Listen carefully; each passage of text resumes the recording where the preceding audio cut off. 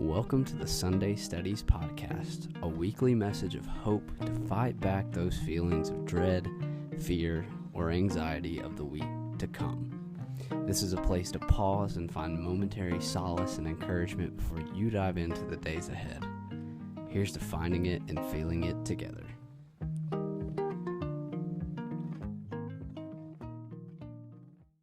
Hello and welcome to Sunday Studies. Whether you're listening on the podcast, checking it out on YouTube, or reading it, or whatever you're doing, thanks for being here for the first edition of the 2023 Sunday Studies podcast. And you may be hearing fireworks in the background because I'm recording on New Year's Eve right outside my house, and there's currently a fireworks show going on in the background. So I guess that'll just add to the ambiance of this week's Sunday Studies.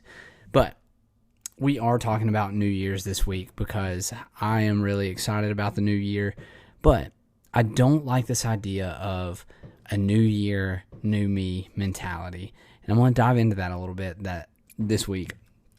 But before we get started, I want to tell you a couple things that are going on. There is going to be way more content coming your way this year, just because that's who I am and that's what I do. So I hope that you enjoy that. I hope you'll join me in all these adventures that I'm going on this year, and hopefully you'll enjoy them along the way. But for now, you can go to substack.com. That's jakeelif.substack.com.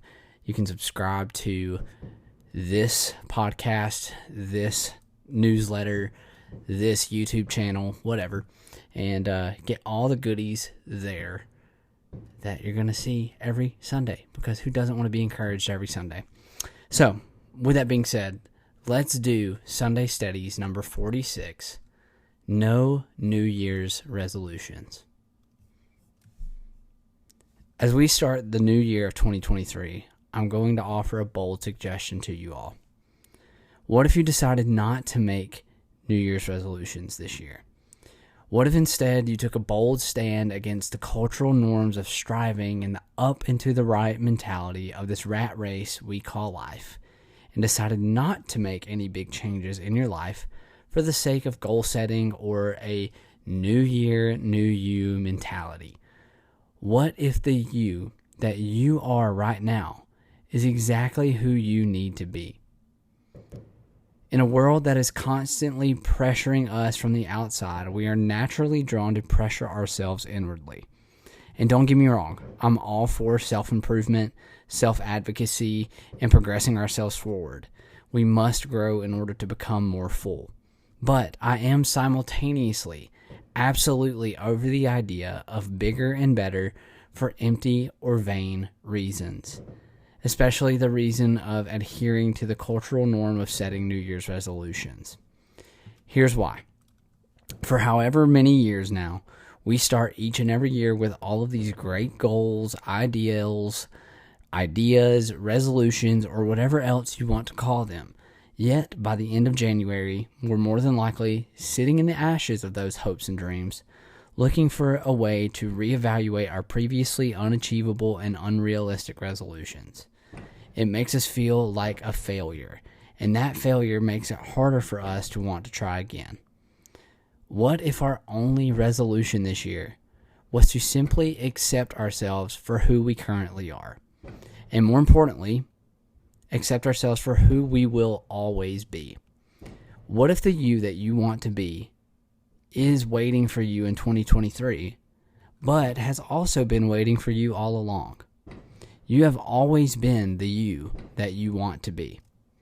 The problem is that we're all too worried, trying so hard to achieve that version of ourselves that we think is just around the corner. In reality, all we need to do is pause, take a look in the mirror, and accept that the we that we are right now is who we've always been meant to be. We need to change in certain ways, and we need to strive for new heights in certain things. Growth is necessary, but the ways in which we decide to grow should be in kind ways that feel like invitations, not unachievable expectations. So I'm inviting you to take a bold stand this year. Not a stand against progress or change, but rather a stand against progress or change for reasons that will never fulfill you. Take some self-inventory and take a stand for the you that you know that you are. That person that has always been infinitely beautiful inside of these skin and bones of yours. If the changes you're wanting to make this year don't align with the you-ness of you, you might want to rethink them. The average lifespan of humans is somewhere between 70 and 75 years. That means we only get a limited amount of trips around this sun. There are only so many more years of New Year's resolutions to keep up with. I say we stop trying to achieve vain and empty goals for the sake of just doing so, and instead start accepting ourselves for the spectacular and magnificent human beings that we are and will always be. There is so much about you that is astounding. Things that make you the person you were always supposed to be. Don't waste your time trying to fix endless problems, attain unrealistic expectations, or to strive to be something you're not just because. Dive deeper into accepting you for you this year. Supposed quirks and flaws and all. There's a reason for those things. Accept them and use them to help others accept them as well. My hope is that this year will be a year where we all give ourselves a little more grace, and as a result, we learn to give more grace to others as well. We live in a world where you can literally be anything you want to be. Why not be loved?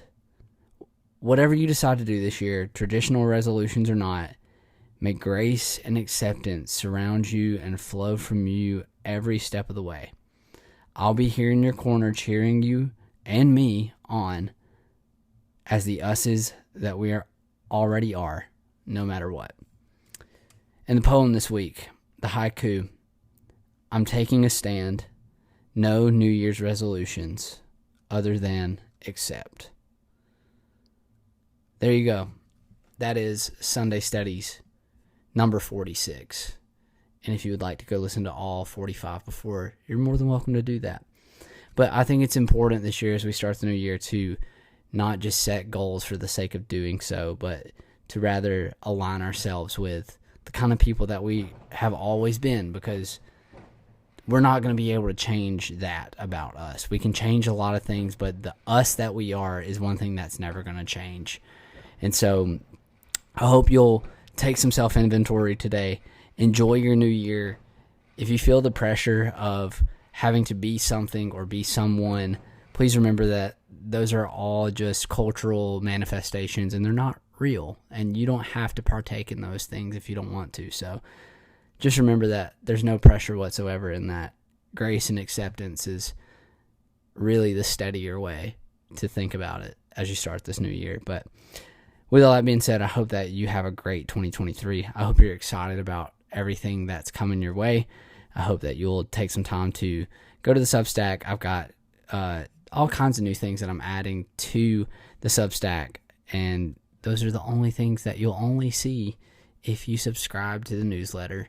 So, anyways, all that being said, I hope all of this gave you some steadies to fight the scaries. Always know that you can reach out if you need anything. I'm in your corner every step of the way. Have a great 2023, and I'll see you next Sunday. Bye. See you soon. This beautiful intro and outro music for every Sunday Steadies is graciously provided by my good buddy, Jordy Searcy. If you're not listening already, you're doing yourself a disservice. So go check him out now at jordysearcymusic.com. Thanks, Jordy. Love you, bud.